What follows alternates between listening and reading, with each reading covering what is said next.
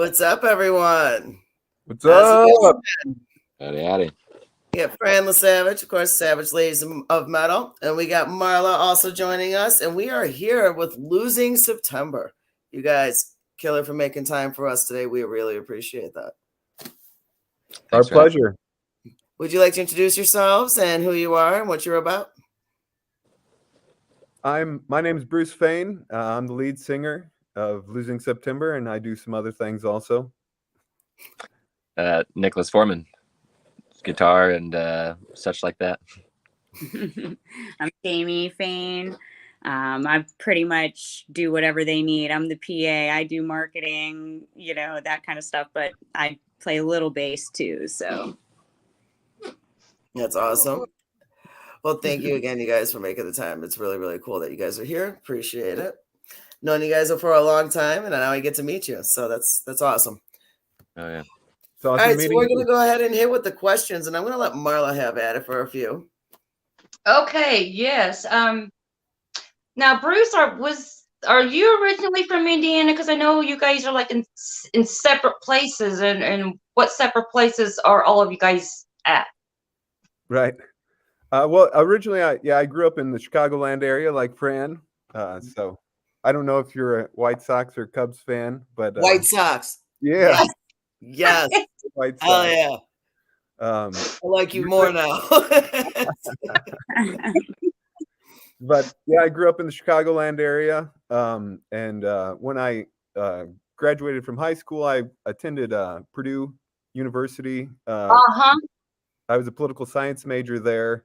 And once I got into political science, it was just too overwhelming, realizing how dark the world really was. So I decided to transfer to Ball State University and study music, which is where I met Mr. Foreman. And that's kind of where the band really built a foundation with us playing together. And, we just, once I graduated, we hit the road and never turned back. Yeah. Nice.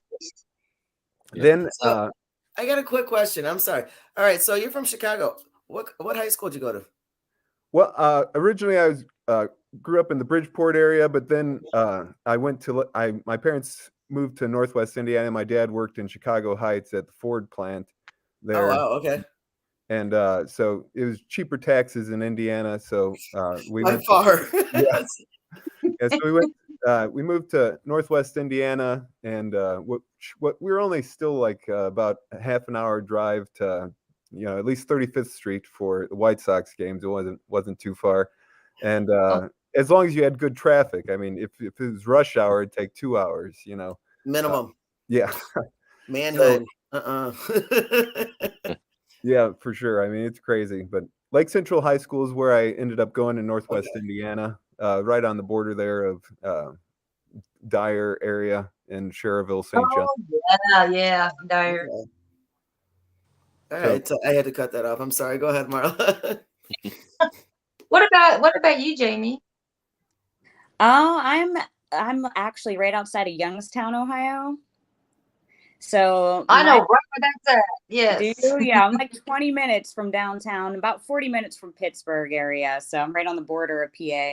But we actually, my brother was in a band, and my stepdad built us a stage, and we started throwing festivals, and these guys were out on the road, and we were lucky enough to have them run through our area on their way, I think, to New York they were heading. Yeah. And they played, I think, at like 8:00. I saw some kids up on stage. I didn't know who they were. I hadn't looked them up ahead of time.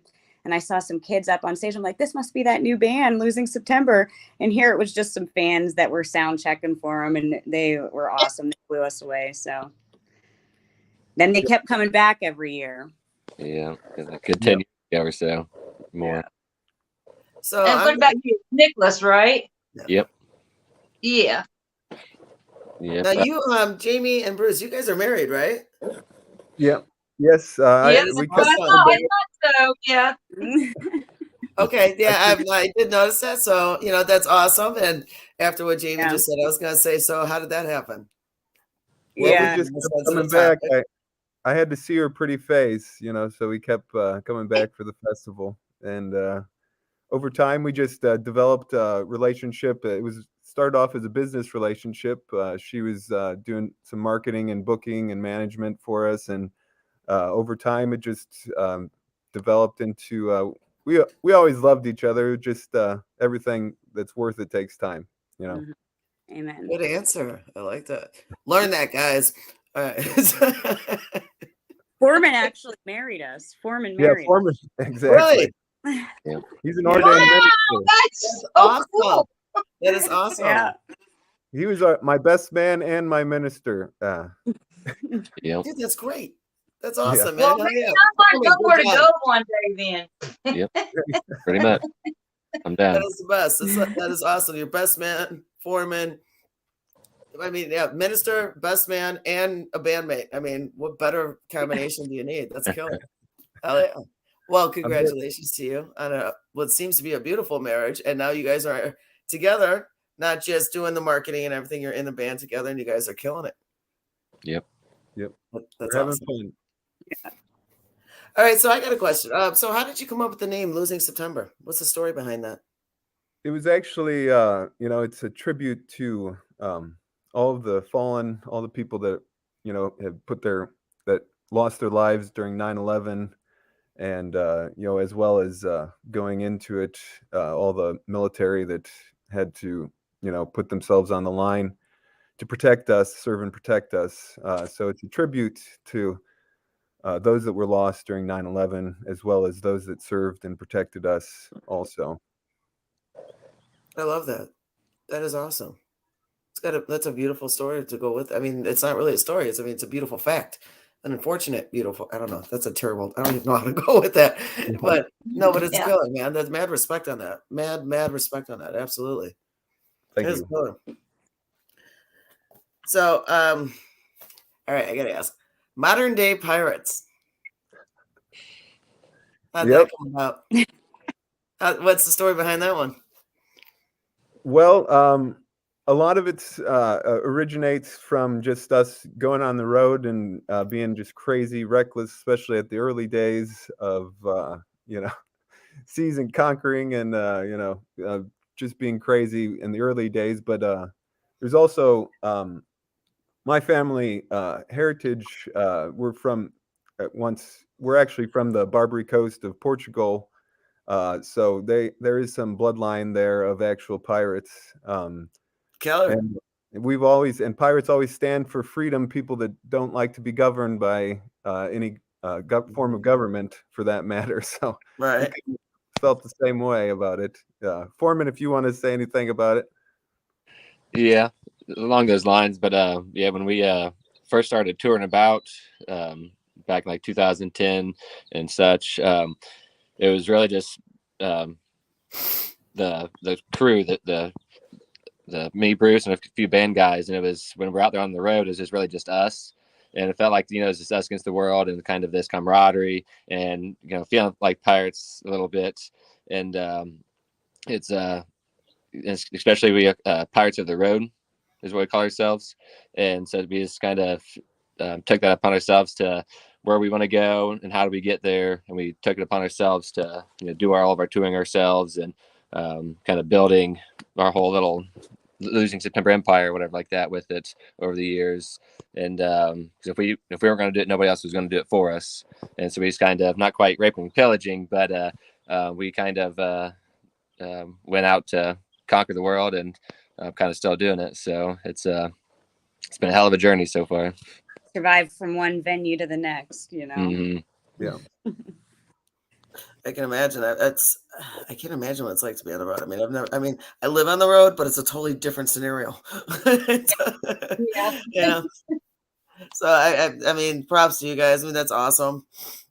Thank you. We spent a lot of days on several people's floors, and those people, every harbor is a new harbor for us, every location, every venue. So right. Not quite as crazy as it was back in the day, but it's still a good time. So I can help out with this. Okay. I've spent a lot of nights on floors too, but probably for a totally different reason again.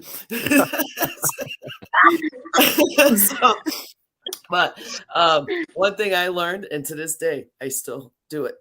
I have a blanket, a small pillow, and I have what's it called? I have an air mattress. I have a twin size air mattress in its box in my car at all times. All times. And I have a lawn chair. Anywhere with that, my pillow and blanket and my camera. Pillow, blanket, my camera. At all times. Yeah. I have and a lawn chair because you never know when you're going to be at a bonfire. You know, so Right. I am ready to go. I will not sleep on the floor again. It's a very cheap investment too, and you got to have the blower up for the air mattress. So Right. it's worth it. But it's been saving my ass for the last 2 years, so it's it's the way it works. Nice. Yeah. That's the way to do it. Oh yeah. So you guys have had quite a few albums since you've been around. Yeah. So can I ask you, what is your favorite album you've written yet? Foreman, you can start with this one, I guess. Probably Project Mayhem. Yeah. Yep. So it's, I mean, they're all special, but that one just was back in 2012, and yeah, we just kind of came as our own right there. And just it was, I always had some fond memories of that. What's your favorite song on the album to play? Ooh. To play? To play, yeah. Oh, that one, it would either depends on the night, but there's Betrayed, Devil Inside, there's Project Mayhem, and Sweet Angel is always fun. Bottom's fun. So I mean, this is kind of just all of them. You don't say complicated? I mean, You know, complicated too. I mean, Warlord. I mean, it's approach the whole. Yeah, they're all fun. So it's you can't really go wrong with it. I say Betrayed for me on that album. Yeah. It's funnest. That's the funnest for Yeah. me. Yeah. We What get about pretty you, Amy? intense. Or I'm sorry, not Amy. I'm sorry, Jamie. I'm sorry. What about you, Jamie? What's your favorite album? Which one is your favorite album? Well, I don't know. It's like weird because when I met them, it was when Project Mayhem was coming out. So they were playing that one live and I loved it. You know, when I first heard it live, I was just, like I said, blown away. And then I bought the album and it was There Will Be Casualties album, which was the first album. And so then that was the one I was listening to forever, you know, and I just listened to that so many times, you know, over and over again on YouTube, the full video that I would listen to that repeatedly, but I like them all. I like Project Mayhem. Our single Contagious is one of my favorites. He played that acoustic when I first met him at a radio interview that we were at a college. And I loved that song, even though it was an old song, but he finally released it on the most recent album. So, but Contagious for me. Nice. And that's a killer song too. Hell yeah. I agree with that one, definitely. Mm-hmm. What about you, Bruce? For me, I've always got to be in the now. So I guess the album that we're actually in pre-production now, and we've got about 7 of the tracks almost finished, and we've got them mastered. We've got probably 20 songs in pre-production. You know, just kind of choosing what's going to be the remainder of the album. So I've got to go with our current album that we're working on right now for this year, and I do have to give a shout out to Project Mayhem because it's our 10-year anniversary coming up this September for it. Yeah, happy Annie. Losing September, so yeah, that kind of. Yeah. Yeah, we always seem to have a habit of doing something in that month. It actually started off as a curse because we would have all this car trouble or something would go wrong during the shows that we had set up, and then, you know, after a while we started having good luck in September. So you never know what you're going to get in September, but it's always exciting, to say the least. Yeah. That's too funny. So you're finding September a little better than losing it. So that's at least a nice little turnaround. I do have a question. I kind of want to, if I might, I want to kind of like take it back a little bit. I'm thinking it was 2010. I'm not quite sure. But I grew up, like I came into my teens in the 70s and 80s, you know. So sometimes when it was like the 90s came and the 2000s came, and sometimes names of songs, titles of songs, or even albums when people write about even 10, 20, 30 years ago is like, wow, because it clicks in my head like, wow, they wrote that then, but this reflects on what's happening today from that song, that title. And the album, There Will Be Casualties, that just stuck with me about everything happening today, and I was wondering if you could just tell me a little bit about that album. Well, that album, that album was the icebreaker for us. When it was our first published album, we had done some B-sides in advance before that, but that was really where we came together and started. At that time we were going through a lot of hardships, as well as going through a lot of band members at the time. So like it was kind of a rotating door, which me and Foreman have always been there, and I've always bounced off of each other, and even going into Myanmar and Asia, we hired some instrumentalists to perform with us, and musicians that are actually on this upcoming album. Also, we've got some parts from them, from Senka and Willie.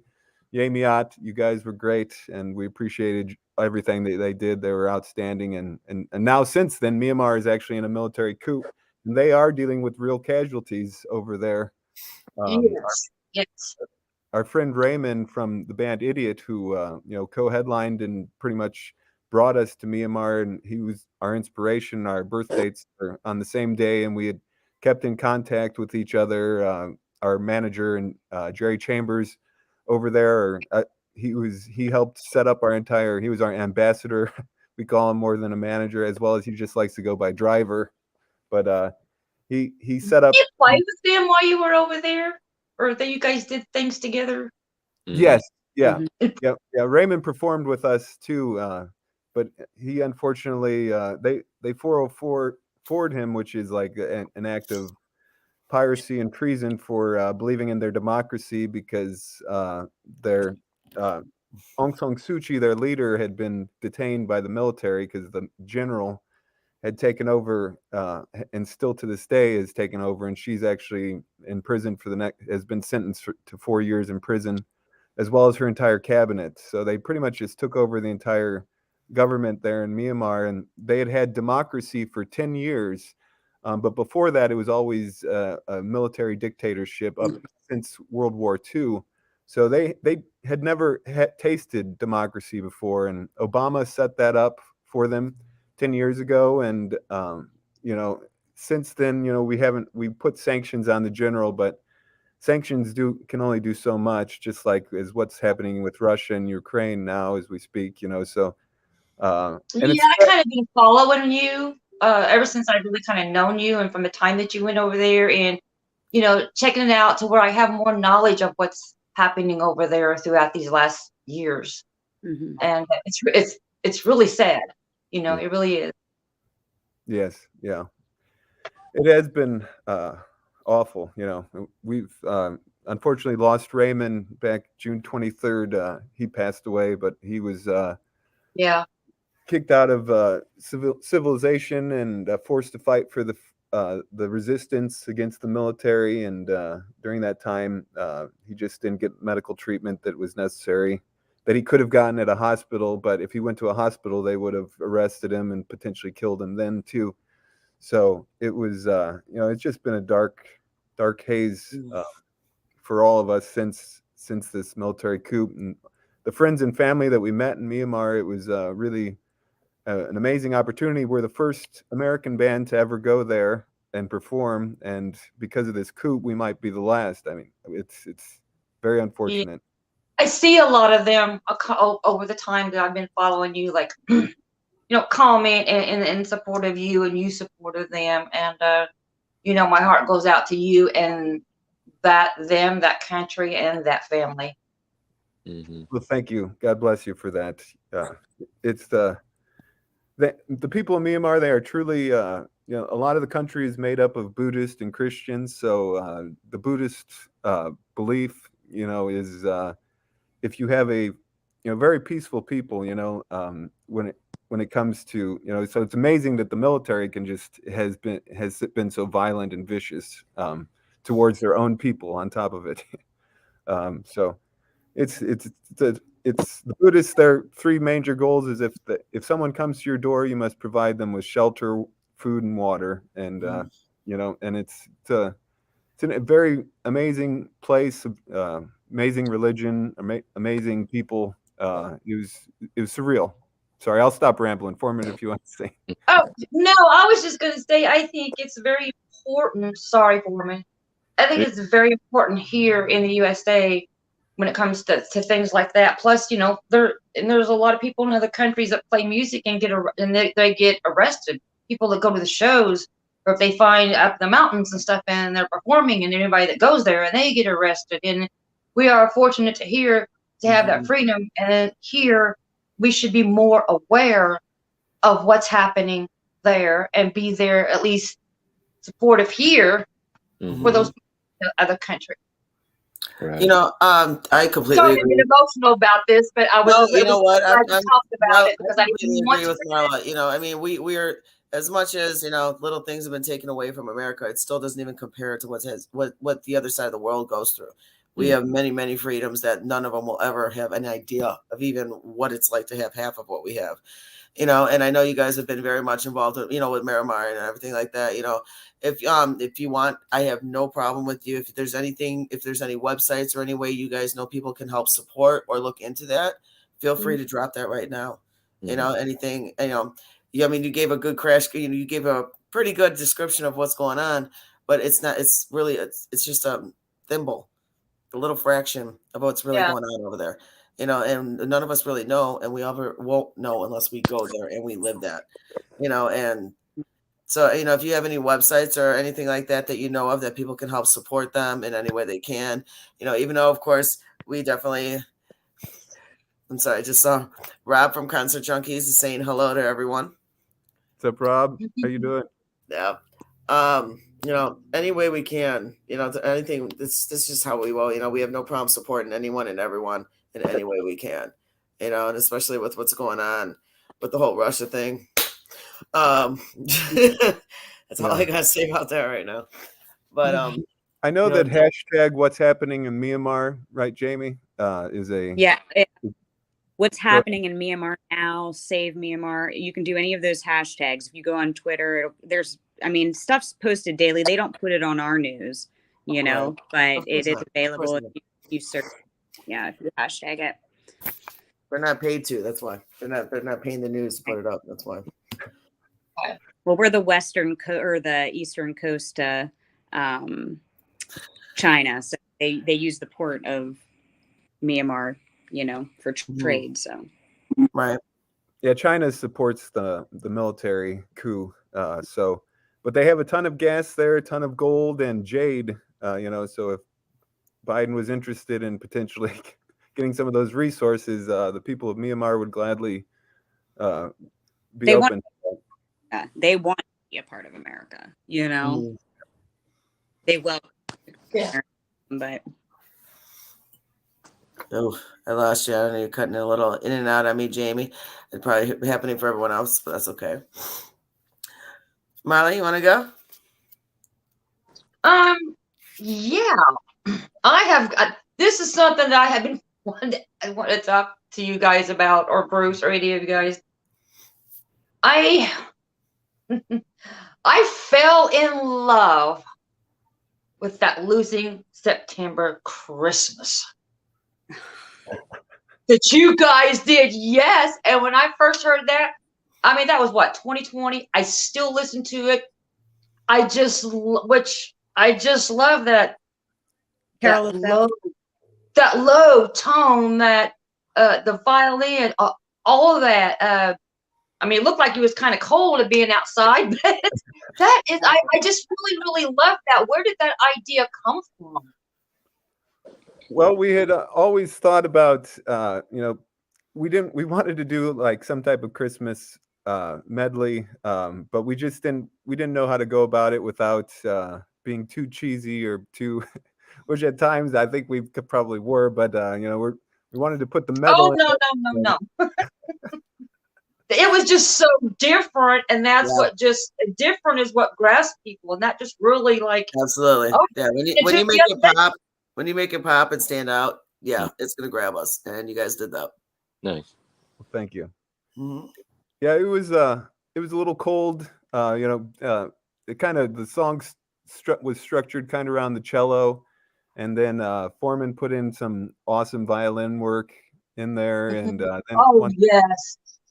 Yes. And then Bammy, took the video on her iPhone. She Filmed shot. it all. yeah, she shot the whole video. Filmed it all. Oh, yeah. Good Videographer. job, Amy. Jamie, I keep calling you Amy. What the fuck's wrong with me? Stop that, Frank. I know. You know what? I got a lot to talk about with her later. And that's live, Amy.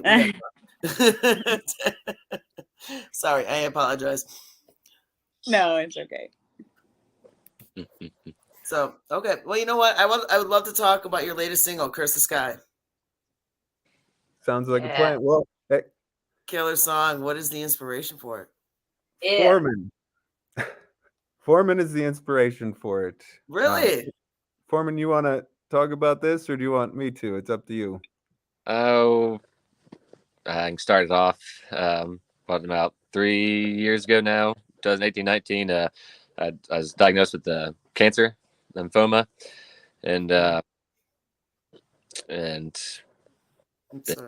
put a big old stain on a lot of stuff, and kind of messed up the gears a little bit and everything and our plans. But that's kind of then with Bruce saying, why God? Like, don't take my brother, and just kind of why God, kind of that question of when stuff happens, it's sometimes it's why God, and just kind of Bruce says about me, and I take it on other parts to it, and but Bruce is the main one to talk about it, I'd say, but I'm the inspiration, I guess you could say. And Foreman is truly inspirational. He's gone through chemotherapy, and he's fought through this. His persistence and resilience is inspirational in so many different ways. And really, the song was just pretty much just a cry, kind of an argument with God, kind of, that I just put to paper and wrote it for him. He's inspired us and kept me going, and we're just very lucky to have him, and he's still persevering like the champion that he is. But yeah, it's about Foreman. It's a killer Thank song. you, buddy. Amen. He made us book shows all through his treatments too. So even the day of his last treatment, we ended up playing a show that night. So he went in the morning, had chemotherapy, and then evening was hitting the stage. So how could any of us give up? Seriously, I mean, dude, I can't imagine what that must felt like, to go through that in the daytime and then hit the stage and just act like nothing happened. I mean, that had to be very, not just mentally draining, but obviously very physically on a whole different level that a lot of us can't even imagine. Yeah, it was something else for sure. So you're just beast mode, man. Trying to. You're pulling it off, man. You're killing it. You're still here. You're still killing the fucking. You're still killing the guitar. That just speaks volumes about you as a person, and you guys as a whole in a band, and that's just it's a power. It's a power onward, and never stop fighting. Mm-hmm. Oh yeah, I agree. When you stop fighting is when you break down. Just keep going. Yeah, pretty much. Like Bruce to keep writing their songs and there and everything. It takes a team to make it all work. So luckily I got a good crew around me, so it works out pretty good. It seems to be working just fine. That's awesome. All right, so I was gonna ask that too. So who writes the music? Is that a group effort or mostly Bruce? And then I'll kind of sprinkle stuff to it, but he's the main songwriter. It all starts on an acoustic guitar, and we kind of elaborate from there. But and then Foreman puts in his magic sauce with the lead guitars and the violin. And did you say sauce? Yeah. Italian tweak. Go ahead. I'm sorry. Yeah. Well, that's it. Yeah. Once Foreman comes in and puts in his sauce, Throw in some spices, throw on some Parmesan, make that shit tasty. See? Oh yeah. It's not a bad thing. That's good. I'm Italian too, so. Awesome. See, she knows exactly what I'm talking about. Right. Exactly. Bruce has been learning too. And she's paisan. This is good. She's a paisan. Yeah. Well, you want to go? I got a whole list of questions, and we're trying to bounce between each other because we both have a big book that we have what we want to talk to you guys about. Well, I told her I've known you guys for a while, and I just had so much, and I know she's got so much. So it's really good that we're not asking the same questions because we didn't get together about that. We just do our thing, and sometimes if she runs in, I'm like, darn, I gotta scrap my we. scratch it. If you guys start talking about something, just like scratch. It's like their question's gone. So go ahead, Marla. You go ahead on. Once again, of course, I was born in a musician family, and I've seen so much music just change. And back when I was doing radio with the World Metal Scene group, I was trying to come across bands that were a little bit different. Of course, we only did that like for about a year. Hopefully they'll pick back up. And I found this one band called Order of Nine that I have never seen do cello, piano, the violin and all that. And then I never heard too much from them. And I thought, man, there's just something about those extra instruments that you don't see in bands that usually use. And then I seen you. And I've been following you ever since. I'm like, that is what makes, I don't know the right words, makes a band different, makes them draw out in the scene. And I think that's a lot with how you've built your sound. So what do you really call, what kind of genre would you mix that in with that different kind of low tones, instruments, and sounds? That's a good question. We kind of like to think that we're kind of in our own genre, but me and Foreman, we were both classically trained at Ball State. That's how we were the only metalheads in the classical department. So that's how we got together. Oh, awesome. That is awesome. Hell yeah. So classical music has always been kind of one of our roots, for us, and a foundation for us moving forward. So, and we both love metal, obviously, too. So those together kind of, I don't know what genre we would be in, but Foreman, you could take it from there. I can see that now. He's passing that one on to you. I love it. Because I can see that now. I'm thinking metal, classical, and the sound. I'm thinking like rock, classical, metal. I mean, I just went with rock. I was like, that seemed to be the best description for me. But that's my personal opinion. I mean, this is about how you guys see I always yourself. call it rock opera. Right. That's what I always thought it. Bruce sings opera. I like that. I always call that. Sweetheart, that is beautiful. I like that. That's good. Isn't it your birthday, Marla? Saturday. Yes. Okay. Saturday. Yesterday or coming? Huh? Was it yesterday or the next coming Saturday? This coming Saturday. Well, That's- happy. Why, you guys planning anywhere that I can come and see you? We've been focused on the album right now, so we plan on this fall submitting to a lot of festivals and getting a tour set up to promote the album. But since it's the 10-year anniversary of Project Mayhem, we didn't want to release the album too prematurely. But they can't hang us all coming 2022. Strap it up. No. Okay, so if you don't mind, I'd like to talk about the album that you guys are currently working on. Right. Yeah. All right. So That's the album title. He just dropped it. That's the album title. Wait, say it again. Okay, you guys were like, your voices were mixed. Say it again. Go ahead, Jamie. That's what Bruce just name dropped the title there first time. They Can't Hang Us All, coming 2022. New album title. They Can't Hang Us All. I love it. So how do you come up with the titles of your albums? I mean, they're all similar in one way or another. I mean, even though each one has a different story, it's some kind That was of, one of my questions. it's kind of like one of those, this shit's happening. Right. So how'd you come up with this with the title of this album?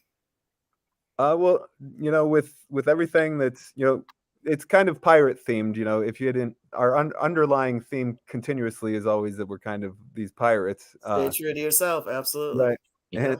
And with this one, it just with all the chaos that's going on in the world right now, we need some type of light to shine and lead through the way. If you're familiar with a TV show Black Sails, it's about pirates on I think Showtime or something like that. One of those channels. But one of the characters that from that is actually based on a historical figure who actually helped fight. He was in Benjamin Franklin's First Navy. The American during 1776 in the Revolutionary War, Benjamin Franklin, pretty much gave the pirates the right to attack any British ship that was coming across, and they could, carry bounties. And so one of the characters from that show is actually based on an actual real life pirate, and his name is Charles Vane. And when he was hung at the gallows, he had there were several pirates that were in the audience trying to rescue him, but he tells him, he says, they can't hang us all. We are many, they are few. They can't hang us all. Insinuating that the pirates, we outnumber them. We can win this war. And he was a huge figure in the Revolutionary War. And then Thomas Jefferson, Benjamin Franklin's young adversary, eventually when he became president, did hang them all, most of them, unless they became American citizens. But anybody that chose to be a pirate wasn't allowed to. But that origin story of Charles Vane and the pirate navy that gave America their freedom is what kind of inspired that title.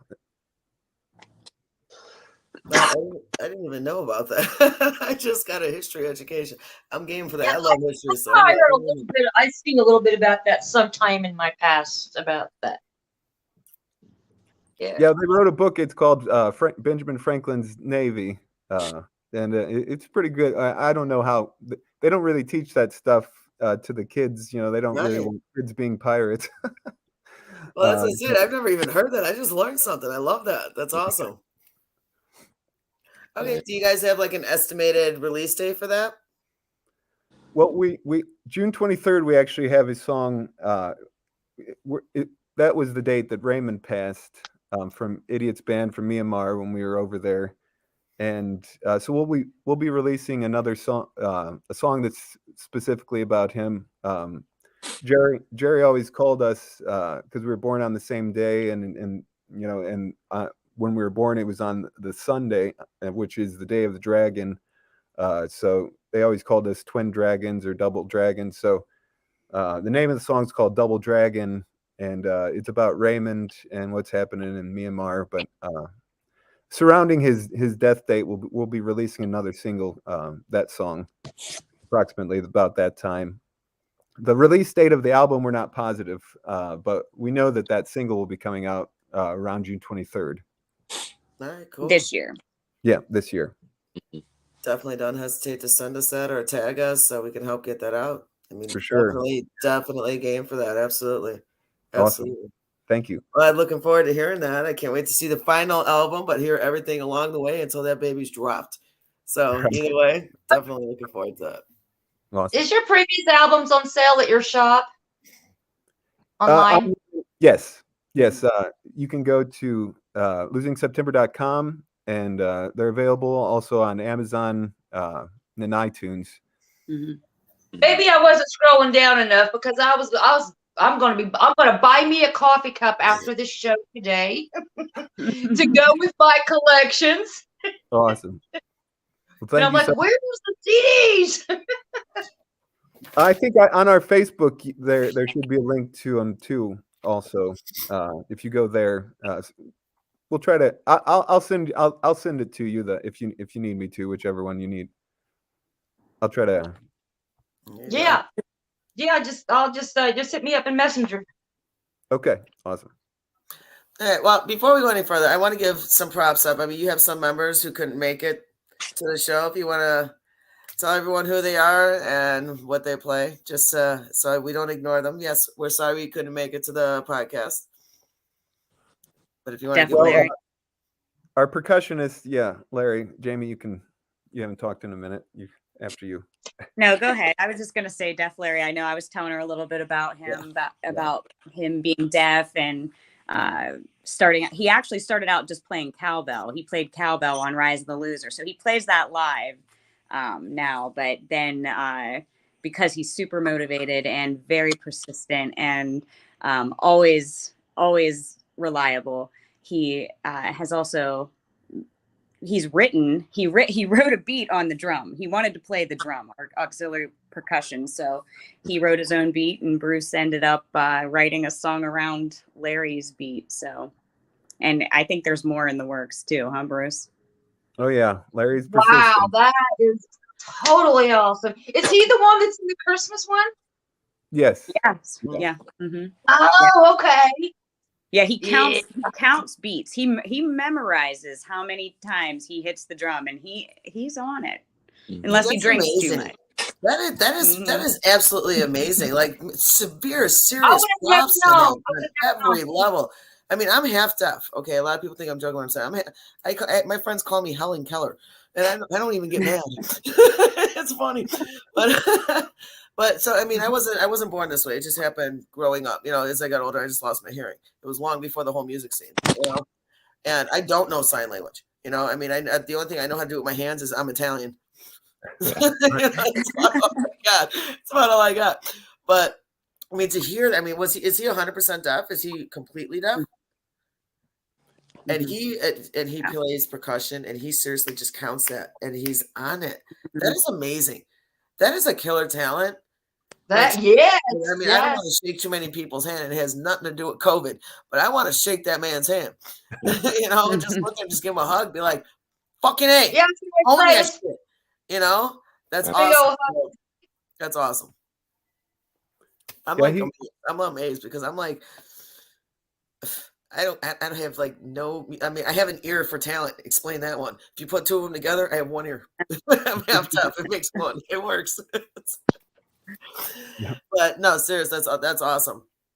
That he has that ability. I mean, that's a severe talent. That's a huge talent that he can count on the beats and just pick it up from there. And it sounds killer. I mean, you guys are killing it. Who do we lose? Oh. It looks like we lost Foreman or something. Yeah.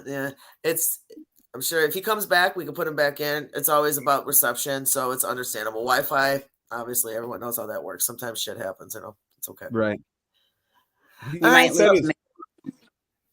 My phone charge. You might lose me, but if I disappear, say that with being on this end of the music for so long, and I would say Fran will probably agree, is, you know, throughout, I mean, there's bands that'll get up there and, you know, they'll write a song real quick and put it out, another one real quick and put it out. But you know a band, and you know when you hear the lyrics and the sound and all of that together, that it comes from the passion. It's what's real in the world. It's what's happening in the world. And I just believe that that's the most out of a band that you're really going to grasp, audience and fans are going to grasp onto.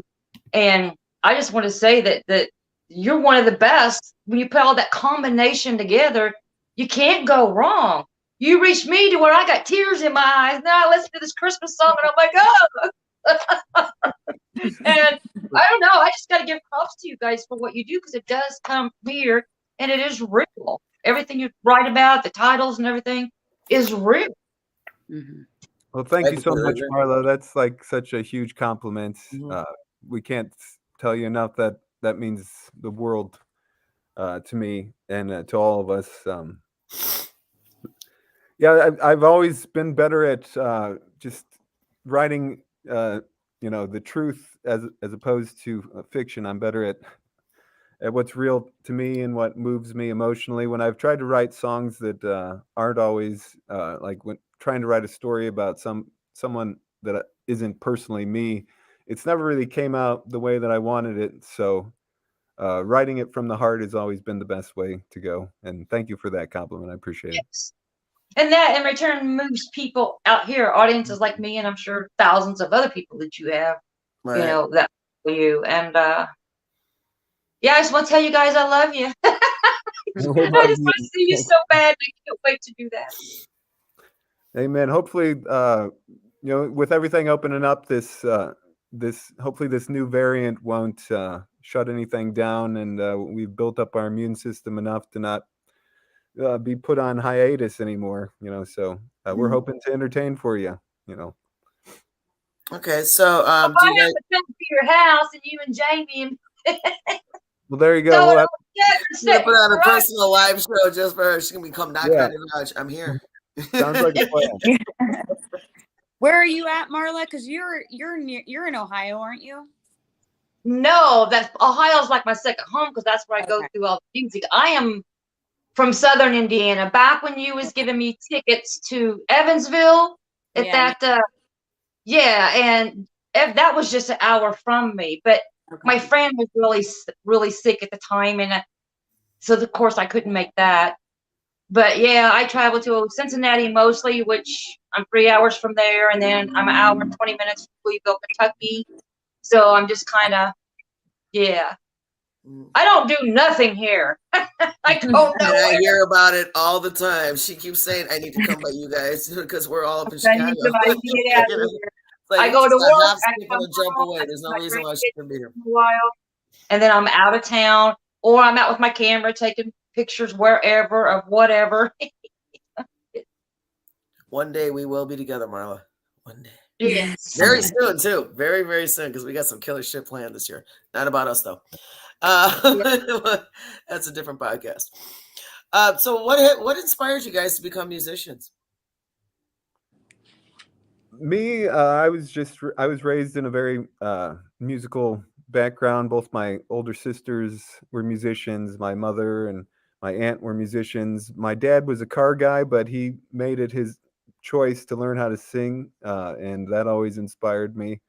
So my family definitely gave me a lot of inspiration to be a musician, and have always supported me to do it. And I'm very grateful for them. They've been awesome. That's great. Oh, yeah. Yeah, So, music. I mean, a lot of my family are musicians, but self-taught musicians. And, my brother, he had been playing off keyboards, pianos, playing guitar, learned everything. He doesn't read music. I don't think he reads music. I think he just plays everything by ear. Yeah. Yeah. I tried playing a little bit here and there, and I just never really focused on it. I just kept, doing the behind the scenes stuff. I'm more of that kind of a person. I'm not an on stage person. But then when COVID shut down and Bruce and I were, by ourselves a lot, he just taught me. He's like, I want you to play with me. And I'm like, yeah, right, me. And then next thing you know, here we are. He inspired me. That's awesome. You know what? Everyone needs that motivation. I mean, you play bass. I mean, obviously, it's something you already love to do. You just need that extra little kick, and you got it. And it's right there in your own home. Yep. I have a bass right over there. That's up against my wall. That's Everybody awesome. should have a bass in their home. That's a good call, Marla. I know. I wish I had my acoustic. I don't have my acoustic up here. So what strengths do you guys think that you have had that have made you into the musician you are today? What have you learned along the way? Are you talking to me or Jamie? Both of you. No. Okay. I don't care who goes first. It's for both of you. Well, when I was I first started learning how to play guitar when I was in elementary school, like 5th, 6th grade. Kurt Cobain always inspired me to want to do it, as well as just punk rock music was kind of like what I seemed to love when I was a kid. So just that aggression of the early 90s, and the alternative genre coming out at the time, and kind of just trying to say F you to authority, always inspired me. And learning how to play guitar, I self-taught myself how to do that, but my parents made sure that we had a trumpet from my grandfather had a trumpet, and we had a trumpet laying around. So I wanted to be a percussionist, but it cost too much money. My dad said it's too loud. So the trumpet was the option, which the trumpet taught me so much on how to perform, and how to Flea from the Red Hot Chili Peppers, he played trumpet. He's a fluent trumpet player, and he said that that's what taught him how to play. But he plays bass like he'd play the trumpet. That's how I kind of always reflected on any instrument. I tried to perform it like I would while playing the trumpet, which you have to support with your diaphragm. And for singing, that was that helped me so much, especially when I had to learn how to sing opera. You have to have proper posture and proper breath support, and your diaphragm is doing all the work. That's the engine that powers the resonance and the notes that are coming out. So really learning how to play the trumpets, even though I can play the trumpet, but my chops aren't as good as they used to be because I haven't been practicing them. But the trumpet really inspired me a lot.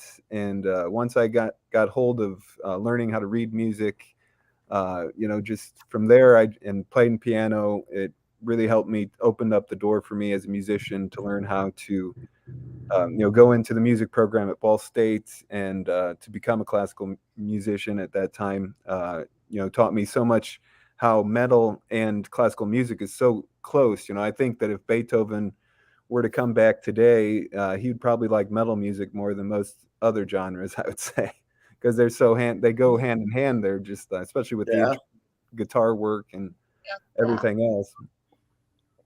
So how many instruments can you play? A few. I play cello with the band, as well as guitar, and I taught Jamie how to play bass and piano. He plays bass on some songs.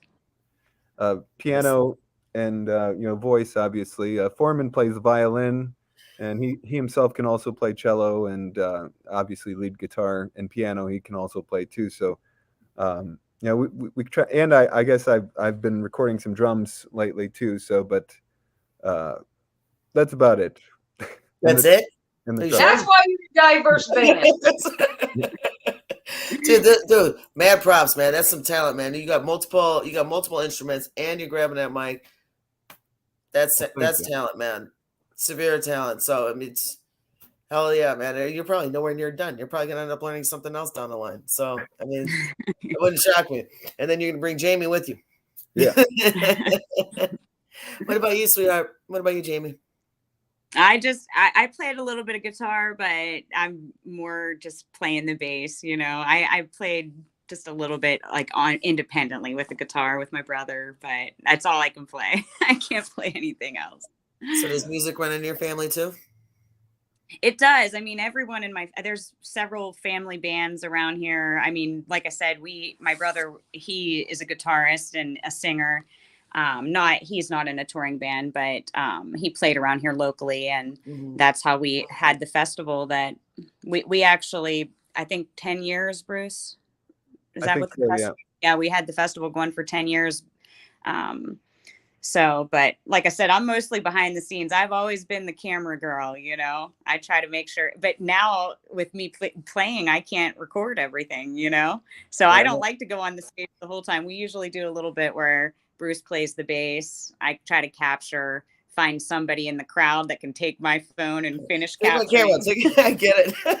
I'm like, here, record this, hold this. And then it comes out to be the worst recording or the worst picture because they don't have the experience. And it's just like, oh, yeah, right. Edit. Sometimes better. You'd be surprised. Sometimes they're better, Once in a while, yeah. You can get lucky. Yes, you can. Yeah. I might lose you guys, so I just want to warn you. Okay. Marla, you want to go? Yeah, one of the questions was going to ask what could we look forward to in Losing September, but I think we've kind of covered quite a bit of that. But did I see where there was a film, where you was making a film, or was I misreading something? Well, we've been working on with Contagious and Curse of Sky. They're kind of one is a sequel to the other, and so we're little by little putting together a future, where you put all the music videos together, and it'll actually be its own film, little by little. So we're putting that together. It's in the works. So we will be recording some stuff coming here in the next few months, once we get everything ironed out, and and once our videographer is available, he's been pretty busy.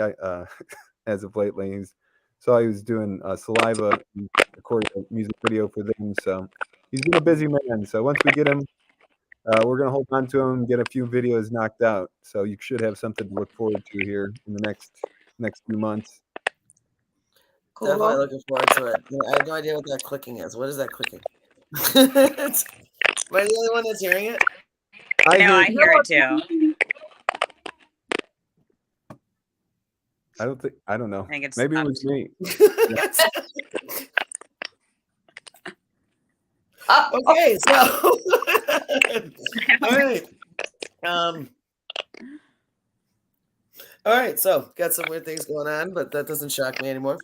So I got, I'm going to ask a few questions. They're going to bounce, I'm going to have some fun with some of these questions, and I know Marla loves this part, and she can bounce in with her questions anytime. She might do her thing, and I just tend to go my way. So, but what's your favorite and your least favorite part about being a musician? Favorite part is definitely feeding off the audience at a live show, and just seeing their energy. It gives me energy and hope and inspiration. So, do you think it could be your battery dying, Jamie, or what do you think? You want me to? I can log out here. No, can you plug it into a charger, maybe, or I have to go down. I have to go. My face does not hide anything, so I apologize. Here, I'll leave. It's like, what is that? All right. Hey, I'm gonna leave. Yeah, just log in and come back. Yeah, because I was wondering what could have been causing that, but it's gone. Yeah. If her phone's dying, it might have been the connection. Yeah. But she can come back. I can pop her in anytime. So she just needs to find a better spot. Sometimes 5 feet can make a big difference on Wi-Fi. Right. Yeah. So anyway, continue. I got lost train of thought. What was the question? I totally feel you. I get it. What is your favorite and least part about? Favorite part about being a musician? My favorite part, yeah. Yes. And my least favorite part would probably be the politics, I guess, involved in sometimes live performances and everything else. I love coming together with bands where there's camaraderie involved. Obviously you want, but like in music, we don't have to be. It's not like if we play well, then some other band can't play well. I'm hoping for every band to be great. So sometimes you just run across moments in time where people's they just get upset with each other for silly purposes and stuff like that, instead of just loving each other and having a good time performing music. But that doesn't happen most of the time. But that's one of the frustrating things at times. Right. Just egos sometimes get in the way, and that's the worst part about it, in my opinion. But everything else is so good. I mean, I wouldn't do anything else. Music is so great. There's no reason to let the egos get in the way. Just love each other and have fun playing together. I love rocking out to a band and watching how them kill it on stage. That's my favorite part. Mm-hmm. So, but that's the only negative thing I'd have to say. And I don't like to be negative. So it's hard to choose something. We have put you at your limit, Bruce. Yeah. It's okay. You know what? I will push you to the edge. How far do you want to walk? I will bring you there. I promise. Ask everybody. Good times. Marla, you want to go? Yeah, where is the furthest from your area that you actually have performed, or like maybe toured at? Like, and the second part of that question is, what would be at the top of your bucket list where you would like to perform, whether it be in California or Well, I'd say Myanmar is probably the farthest we've been, going all the way over to Japan, Thailand, and Myanmar. That's the farthest we've ever been, and those were truly amazing experiences. We've toured, all over the country. So we've been to, to the West Coast as well as the East Coast. But there's a lot of, America's such a huge continent, or its own country, but North America is such a huge continent. We've never been to Mexico, or we've been to Canada and played a few times there. But so it's always good. Right now with gas prices, I don't know if I'd want to go back to California quite yet until they drop a little bit. Yeah, California's insane. They're up to what, like $7 a gallon now? It's up there. It's Depends where you're at. It does depend where you're at. I know southern, closer to Mexico, of all places, is really high. Yeah. It's insane. Right. Yeah. Yeah. It's It's cheaper to fly at this point. Yeah, I've saw some great rates on air flights right now. It's kind of bizarre. Yeah, if they can only keep their employees. They're always shorting employees with their canceling things left and right now. Right. Yeah. It's crazy. Travel has been very difficult. So it hopefully that works its way out, or works its way through the process, and we get some better gas prices in general. Hopefully someday. Eventually. Yeah. Do you have any shows coming up? Currently, we do not. We've just been really focused on this album, and once we get this album finished, we're gonna go gung ho at it. So we've worked with 3 different producers so far on this album, and it's been great. Working with all of them. Tim Kinnon from White Light Audio. He's produced our first 3 albums, and so he's kind of the regular trademark that's been staying with us. We just did a few songs with Jim Wirt from Superior Sound out of Cleveland, and he produced. He's got 9 platinum albums. He's worked with Hoobastank, Fiona Apple, and Incubus. He recorded Incubus's first 3 albums. Oh, wow. Yeah, he's got a track record. He's got a very good track record. Hell yeah. Yeah. Jim What's up, man? Yeah. Bring them with.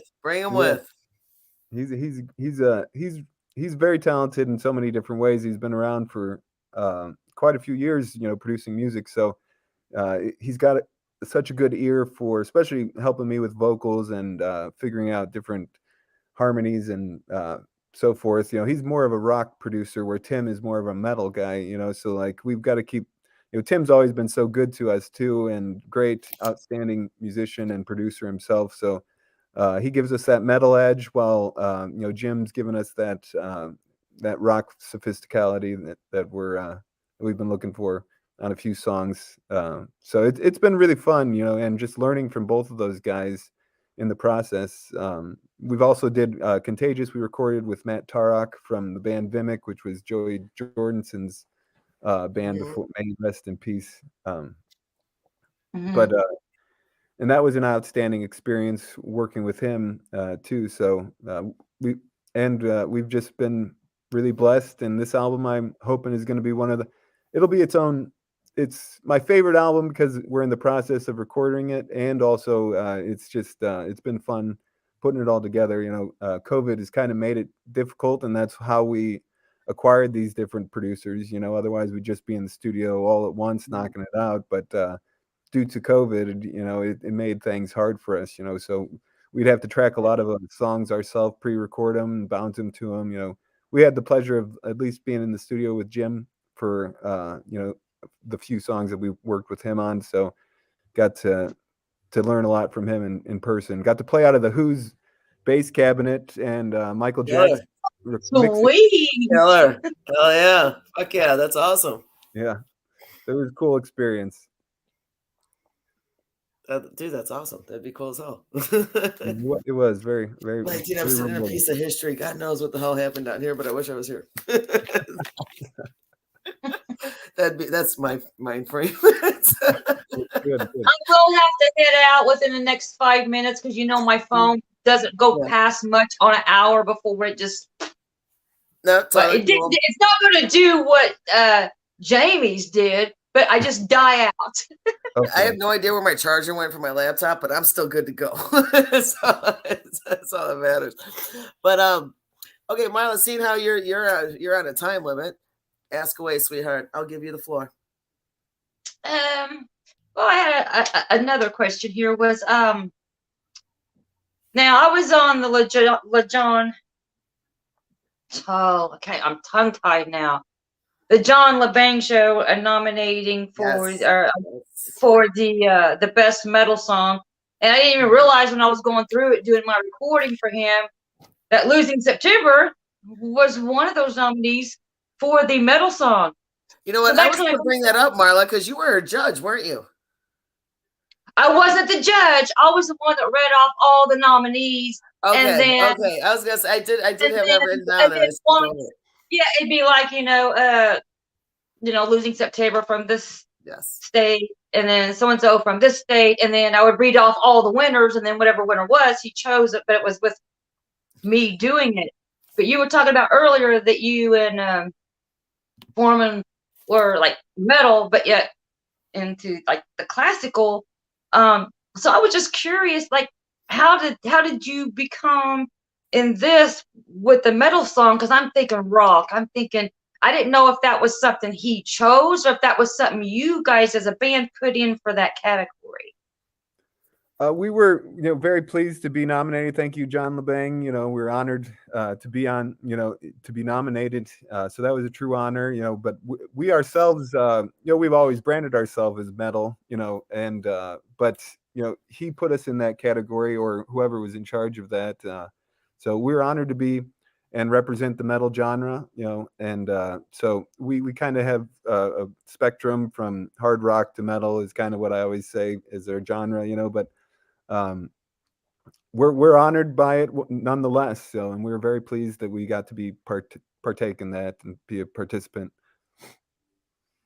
But I think we didn't choose to be in the metal branch, or we were honored. We kind of found out about it. We were very pleased, so we didn't know how we got into the metal genre or not, but we were grateful.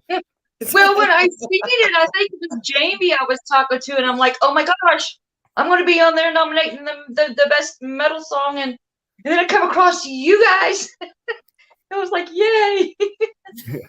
Yeah, I thought it was cool that I followed you for so long. I mean, close to that band, and it ended up being you guys were one of the nominees, and hopefully that'll be again next year or this year, or no, next year, January. Yeah, hopefully, we're very honored to be on the John LeBang show, and we're glad that people enjoyed our music. Curse the Sky is very personal to us, especially with it being from about Foreman, and it was great that that John took the time to nominate us. We're honored. Oh yeah, I agree, definitely. Go ahead, Fran, because I'm gonna be heading out here in just a couple minutes. Okay. All right. Well, thank you, Marla. It's always a pleasure. Good seeing you. You're welcome. Finally, yeah, it's been great to talk to you. It's just been really fantastic. Likewise. Marla, thank you for joining us I know on Sundays, everyone's weekends are chaotic. I'm the only one that's ever open on Sunday. So Marla, thank you. I'm glad you were able to make it for this one, hon. And Bruce, I'll see you soon. I will definitely be ordering something off the site, and can't wait to actually see you live and perform. And hopefully nothing happens this time, which draws me back. Birthday. He called it birthday. I'm just saying. Happy early birthday. Oh, thank you. Thank you very much. Birthday girl. Huh? I'll have Amy sing you. I'll have Amy post up a video of singing. She's become a singing savage for birthdays. That's what's been blowing up out here in the burbs in the Chicago area. She's becoming the singing savage for birthdays. And I refuse. I won't let anyone. I will look for that. I won't let anyone. My birthday happens to fall on a Saturday, so I'm not for sure where I'll be, but I'm definitely going to be somewhere. Right. Have a great birthday. Thank you, Bruce. Fran, I'll talk to you in a little while, and I'm going to get this little girl to her house. Yes. So talk to you guys later. Love you. Love you. Love you, hon. Love you. Love our show. Bruce, what's up, man? What's All up? right. So I do have some fun questions, but some also other questions I'd like to. I got like 4 pages of things. I'm just skipping over things for you guys. I'm trying to go through everything. There's so much I wanted to ask you. So what new skills have you gained that has helped you perform effectively on stage from where you were in the beginning? I think just practice makes perfect, and getting used to it, getting comfortable, going on tour for those many years, just playing show after show, night after night. I know at the beginning of every run, the anxiety and the nerves are always kicking in, but by by the end of week one, and your muscles are also physically fatigued because they're not used to playing a show every night, but after the first week, you just got your body adjusts to it, and then you're good to go pretty much. Just becoming comfortable by playing those shows, going on those runs, touring that we did in our younger years, really helped develop us as a band and be able to just bounce off of each other. When I perform with Foreman, from the years of playing together, I just know what he's thinking, and we have that, and he knows what I'm thinking, before we even do it, and we have that connection, it's hard to explain, kind of like a quarterback and a wide receiver, where you just have that tightness, where you can perform well together because you just have that chemistry, So that, I think, was a major influence on especially our live performance. And it's always important to give the audience what they deserve, and just rock out the hardest you can to please your fans, because that's what we're here to do. Yeah. I want to say something real quick, but I totally agree. I'm sorry. I'm just noticing something. There's a glitch going on with StreamYard again. Some of the messages are not coming up that the fans are sending out. Okay. And I'm noticing that. I noticed that last week. I missed like 50 of them last week, and when I went back, I saw them. So I have them open on my phone so I could see it coming through. And there's a few messages coming out. I've been answering them as I've been seeing them. But we got Tess. Hi, Tess. Hi, Tess. She's kind of like an extended savage. She's not really a savage, but she is. And we've talked a few times. I'm not letting you go, bitch. She says congratulations on the nomination. Oh, thank you very much. Thank you, Tess. Yes. We're very giving you props, Tess. I got you, girl. I'm seeing it. I'm putting it out there because no one else can see it because StreamYard. I don't know. But okay. So let's see. All right. I love asking this because I'm just curious, because embarrassing moments always happen to me. When people say I have no offense to blonde moments, I call them Fran moments daily. daily. I'm entertainment for myself. I just laugh at myself all day long. What is your most embarrassing moment on stage? Ooh, there's been a few, but I would say one of them, we're playing with, the band Starset. Yes, that is my oldest daughter's favorite band. Insane. Like she's met them. She's met up with them and taken like 15 photos already in the last probably 8 years. She's just photos everywhere. This was Dustin, lead singer and founder. His previous band, Downplay. We used to tour with them quite often back in the day. And we were playing, I don't know, I think it was either in Pennsylvania or Eastern Ohio somewhere, maybe Columbus. But we had just sound checked, and the sound guy was like, "All right, you guys got like 5-10 minutes before you guys got to kick off." And I was like, "Okay, cool." I ran, grabbed some waters, grabbed some beers for the guys, a round of beers for all the guys on stage, and the waitress or the bartender was taking a little bit longer than anticipated, and she finally got me the beers and the waters, and I'm got them all in my hands. I'm carrying them. And back in the day, I wore more baggy pants than I guess I do now. Now that skinny jeans are popular, everybody wears skinny jeans, But and back then, I had a little bit. My pants were like a little more baggy, and I've always had a problem with not having a butt. So even if you use the belt, my pants. In my mind, right away, I'm like, I got you. Steve, I see ya. Love you too, Yeah, brother. that's one of the few comments that just came through. I was shocked. I'm like, oh, there's one. And Go ahead. I'm running to the stage, and I got all these drinks in my hands, and I'm holding them, and I tried to jump up onto the stage, and my pants started to come down, and thus not allowing my leg to lift up completely to get it to clear the stage, and I'm Don't jumping drop up, the alcohol, man. and I just totally face plant because it catches both my feet Oh, with my pants falling down, and all the beers just explode and go straight up, like I mean, and and I just got up I'm and sorry to I laugh. said, well, that's one hell of a way to start a show, and then we just kicked it off with a downbeat and played a great show, but it was a very embarrassing moment to say the least. You know what? The best stage presence ever. I'm here. Yeah, it was an introduction. To say That's the least. great, though. I mean, it's not, but it is at the same time. Were Yeah. they at least water bottles, or was it just all open liquor and water? Yeah, open it both. Yeah, there. I So, mean, the water was in cups of water, so it was just a big mess all over the so you place. just stunk. You stunk really good. Yeah, it stunk great.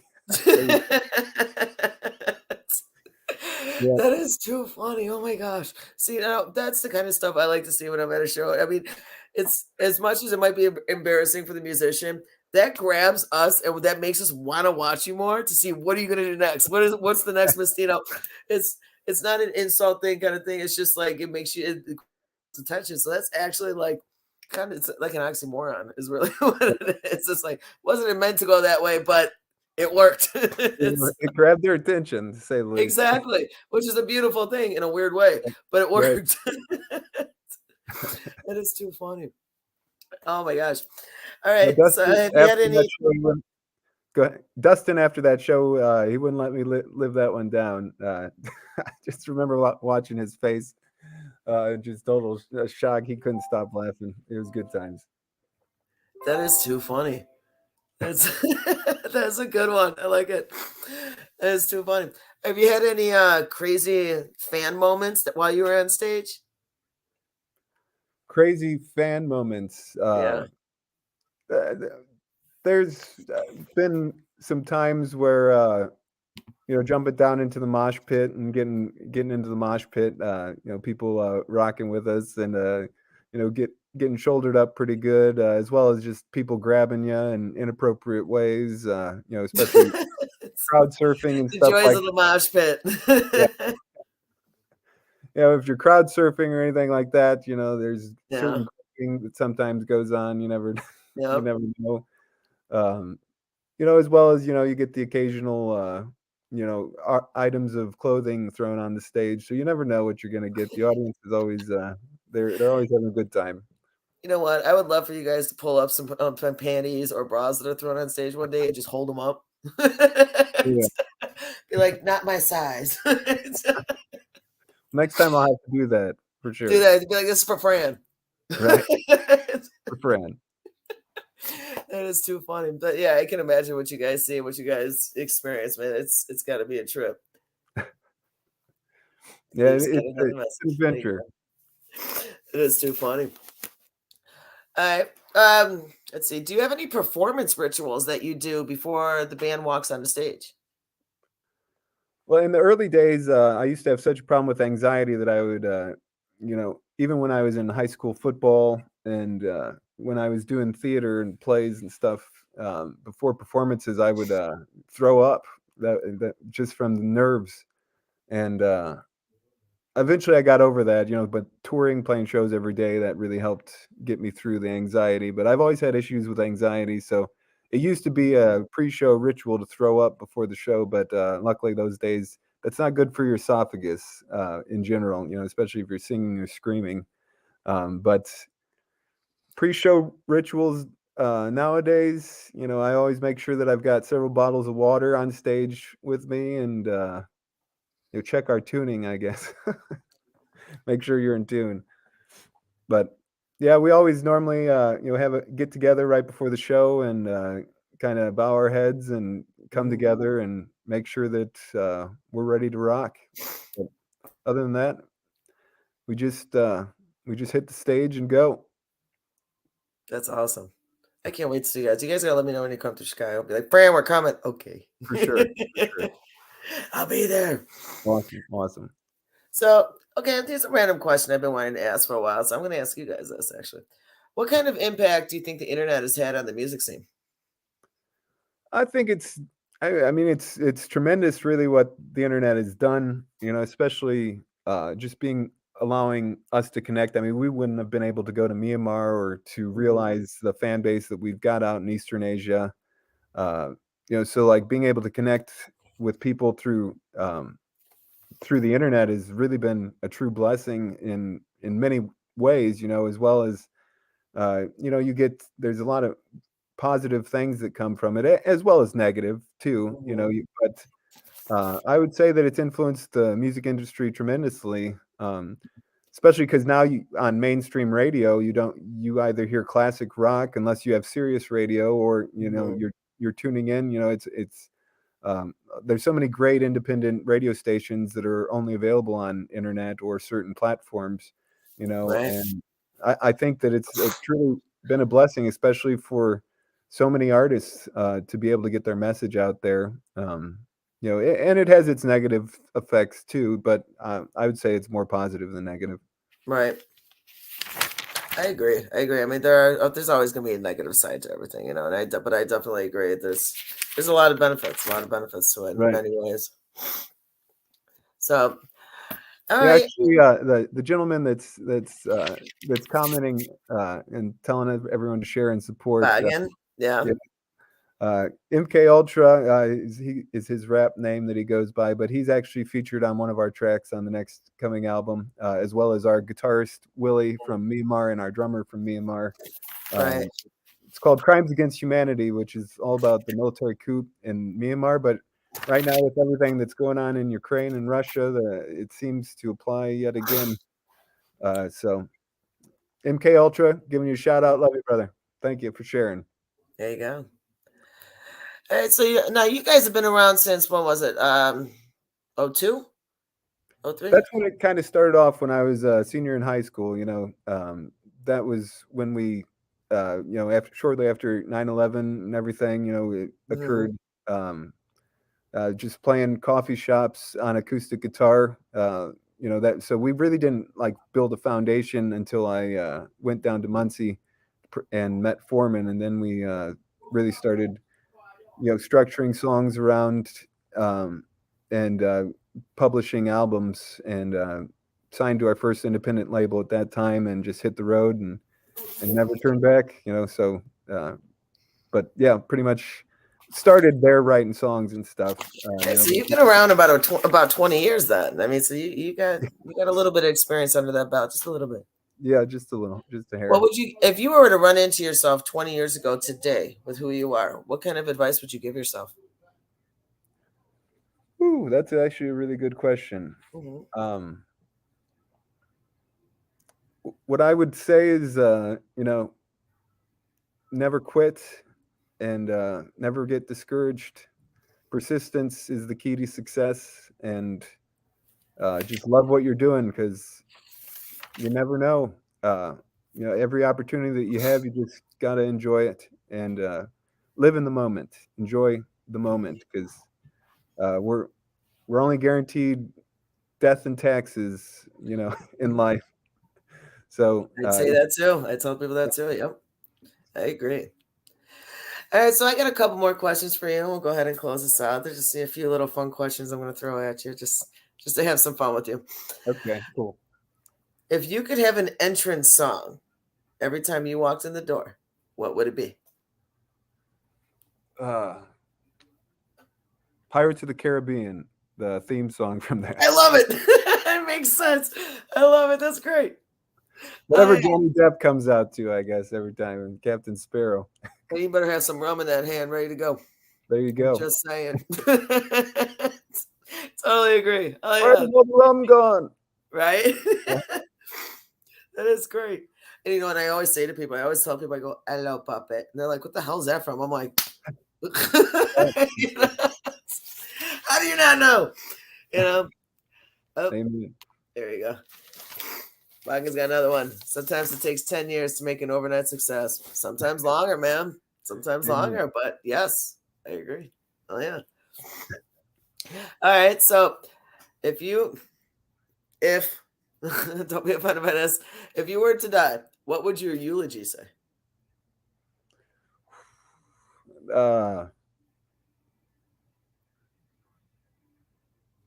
That's a good one, and that's a good question. Like, Yeah. he partied hard, but he rocked harder. There Something you go. like that. I don't know. Hopefully, something inspirational. Maybe have Jamie or Foreman, or maybe Def Larry have to give it to you. They'll write your eulogy for you. Yeah. Nothing wrong with that. It's okay. There's nothing wrong with that. I'm dropping shit. Okay. So all right. Casey says, "What's up, brother?" What's up, Casey? How you doing, my man? I so want to go. I have it's like 2 more pages of things I could ask. I'm just bouncing around between everything, but I dropped my shit. So we're gonna go ahead and close this out. I want to say thank you so much to all of you. Well, the 3 out of everyone else who has made it. Thank you so much. It's been a really fun interview. Yes, agreed. Definitely look forward to. I'd love to bring you guys on again in a few months. See how things have gone. You know I know you've got the album that you're working on this year, so you got that coming up, and can't wait to hear what stories have come along since then. I'll look forward to it. Definitely would love to see you again soon. So on that note, you have a beautiful Sunday. Thank you to everyone for chiming in and checking everything out. Okay. One last message I'm throwing up from Casey for you. Good to see you too, brother. Casey, stay strong, rock hard. Oh, yeah. All right, man. Thank you so much. It was awesome meeting you and Jamie and everyone. And I can't wait to see you guys again. Likewise. You guys are killer, man. Thank you. Take care. Mad love and respect. Amen. Likewise. Absolutely.